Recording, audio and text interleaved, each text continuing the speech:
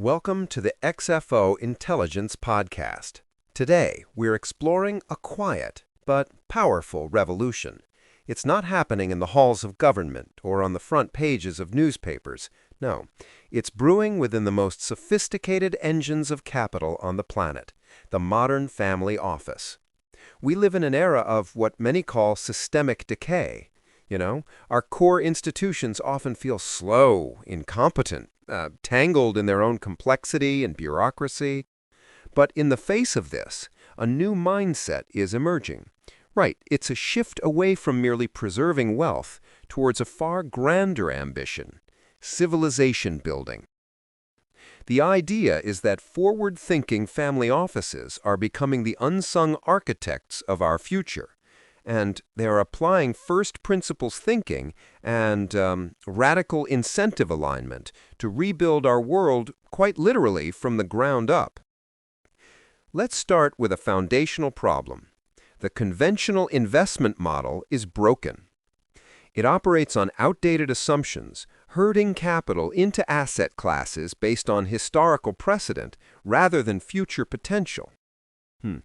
And it suffers from the same complexity collapse that plagues our public institutions.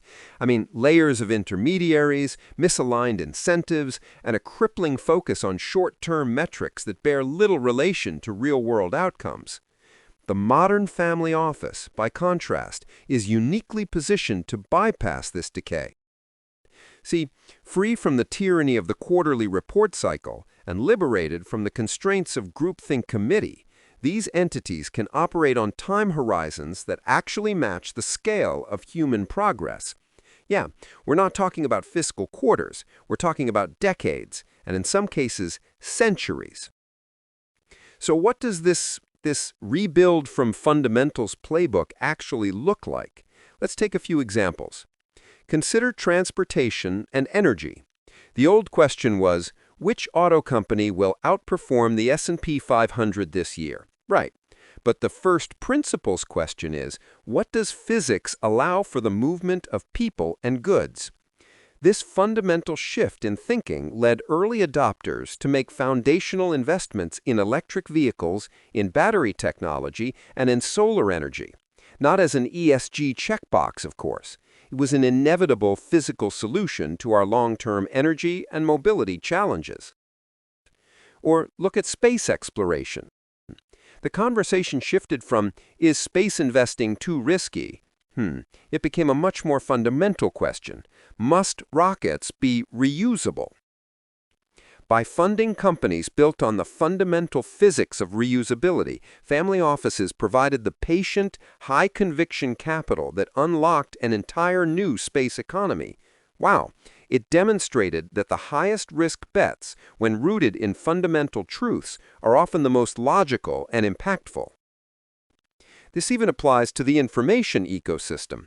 Witnessing the decay of social trust and the censorship on traditional platforms, visionary families have backed alternatives built on the principles of maximal free speech and open debate. Yeah, they recognize that a healthy public square isn't just a social nice-to-have. It is essential infrastructure for civilization itself, and therefore a sound long-term investment. This brings us to what may be the ultimate test and the ultimate opportunity for this model: artificial intelligence. The conventional approach sees AI as either a threat to be managed or a narrow tool for corporate efficiency. But the family office perspective, liberated from institutional inertia, recognizes something far more profound. It sees that AI and robotics are the technologies that could finally resolve the ancient economic problem of scarcity. Family offices are uniquely positioned to fund AI development that seeks truth above all else. Imagine AI designed to solve government waste, to optimize healthcare delivery, and to create material abundance on a scale never before seen. Because when intelligent machines can produce all necessary goods and services, the fundamental economic equation of human society changes. The patient, multi-generational capital of family offices is precisely what's needed to navigate this transition. Yeah, a transition towards what you might call abundance capitalism, achieving through markets and technology what other systems have only ever promised. The core innovation that makes all of this possible is a radical alignment of incentives. Explanatory. See, unlike a traditional institution where managers serve multiple masters, the family office exists for one purpose. That purpose is to serve the long-term vision and values of the family itself. This creates a powerful vehicle for what you could call truth-seeking capital. It's capital that's willing to fund the research and technologies that established players consider too controversial, too uncertain, or too long-term. Right, it allows for the construction of transparent systems where every dollar and every outcome can be tracked, creating the accountability that is so sorely missing in our public systems.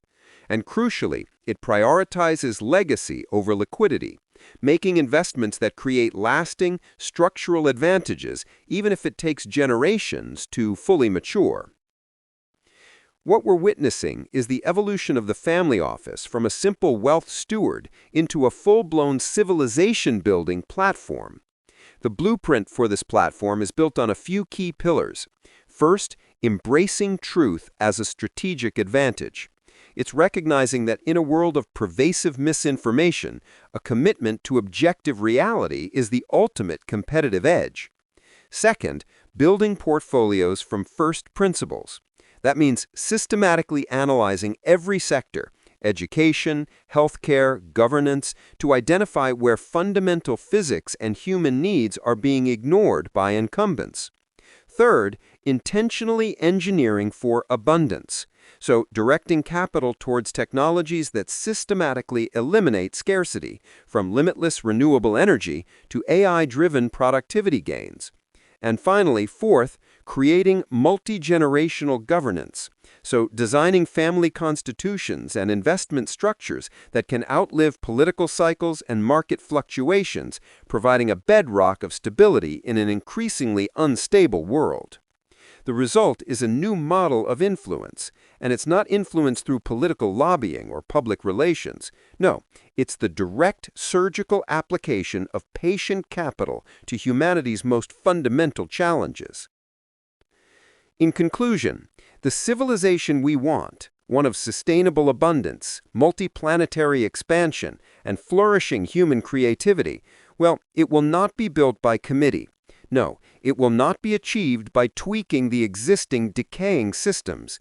It will be built by entities that can think in centuries, act on principles, and align capital with unwavering conviction. The modern family office, having evolved from wealth preserver to system redesigner, is emerging as perhaps the most powerful institutional form for this monumental task. The future is not something they are simply preparing for. It is something they are actively building, one fundamental principle at a time. Now, here's a question we'd like you to think about. Is this rise of the civilization architect a positive force for humanity? Or does concentrating so much power to shape the future in the hands of a few private entities carry unacceptable risks? Send us your thoughts, your critiques, and your ideas. Our email is xfointelligence@gmail.com. That's xfointelligence@gmail.com. We read every email, and your perspective helps shape this conversation. Thanks for tuning in to the XFO Intelligence Podcast.